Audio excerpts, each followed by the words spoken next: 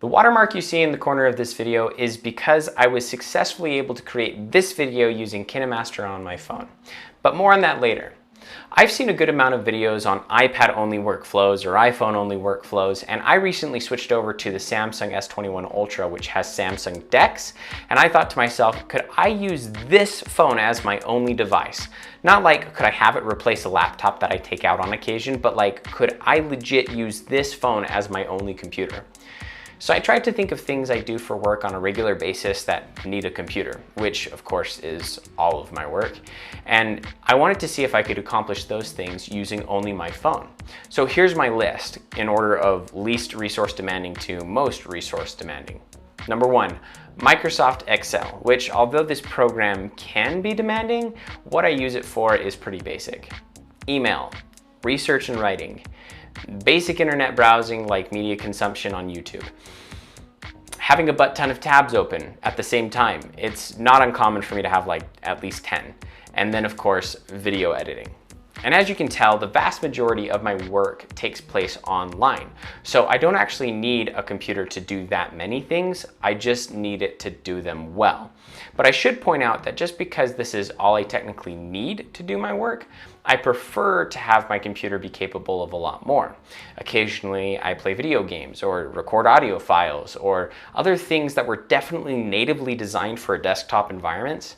But I wanted to see how far I could push my phone. So the only thing I was really nervous about was the video editing. I knew the phone had the hardware to deal with everything else just fine, but even on my pretty capable desktop using DaVinci Resolve, I'm limited in terms of what I can do in terms of videos.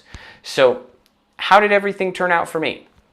Was I able to replace my entire computer with just a phone?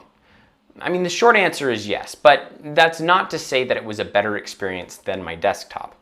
I mean, every time you switch devices, you have to spend some time setting up your workflow on the new device and getting used to the new interface if you're switching operating systems. And this certainly was no exception. For starters, let me say, it was actually pretty cool to just like plug my phone into a dongle and have a desktop and then unplug my phone when I wanted a phone. For quite some time, I've been interested in the Nex dock, which is built for this kind of thing. And so it was cool to preview what it would be like if I switched over that way. But there were some drawbacks, mainly that most apps that are built for your phone are designed for your phone. I mean, sometimes you could pull up a full desktop version of an app, like with the internet browser that Samsung has. It's a totally capable internet browser that can display the desktop or mobile version of most websites. But most of the time, the best it could do was give me a tablet version of an app, like with Evernote or YouTube or Excel. And occasionally, you could only use the phone optimized version of the app, like with Facebook or Messenger. Once in a while, it would try launching the tablet version of those apps, but it was a horrible experience, and it was best just to stick with the mobile version of those apps. That being said, using mobile apps in a desktop environment isn't all that bad. I mean, like Dashlane had me use biometric authentication to log in on Dex.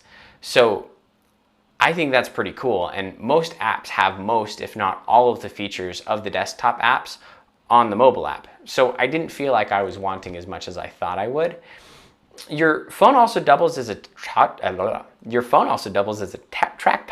which is kind of awesome. I like having the mouse and the trackpad at the same time, and Dex had no problem with me using both, which I thought was pretty cool. It was also really awesome to be able to text in a desktop environment again. I've really missed having that on a Mac and an iPhone. I mean, it's probably best that I don't text and work at the same time, but it was super, super convenient to be able to text using my keyboard. I was able to get everything done, and it wasn't that bad. It just took some getting used to. For example, because Dex is built on your phone's system architecture, I had to get used to not double clicking, but clicking and holding.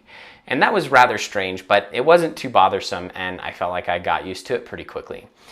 I successfully edited this video on my phone using KineMaster, the free version with ads and the watermark, because I didn't feel like paying for something that I'm pretty confident will not become my next video editing workstation. But I had heard really good things about KineMaster, and so I was able to download that, and now we have this video. So the final verdict, is it possible to use your phone as your only computer?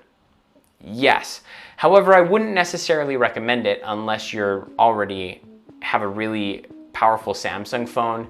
You only want to use it for light work here and there, and you don't really don't want to buy a laptop. In that case, I say go for it.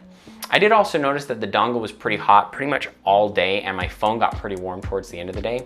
So that was kind of a bummer because I'm not sure how sustainable this kind of thing is. All of that being said, this was a really fun challenge, and I think you should give it a try too. It blows my mind that phones are capable of being desktop computers now. And it won't surprise me if in the future, the lines between phones, tablets, laptops, and desktops get really blurry, like in the next couple of years, and eventually we just buy phones and monitors. I mean, that would be a pretty crazy world to live in, but it might happen. Well, that's it. Thanks for watching. If you watched until the end and you enjoyed, please consider subscribing and hitting the like button for the YouTube algorithm. You're the bomb. We'll see you later.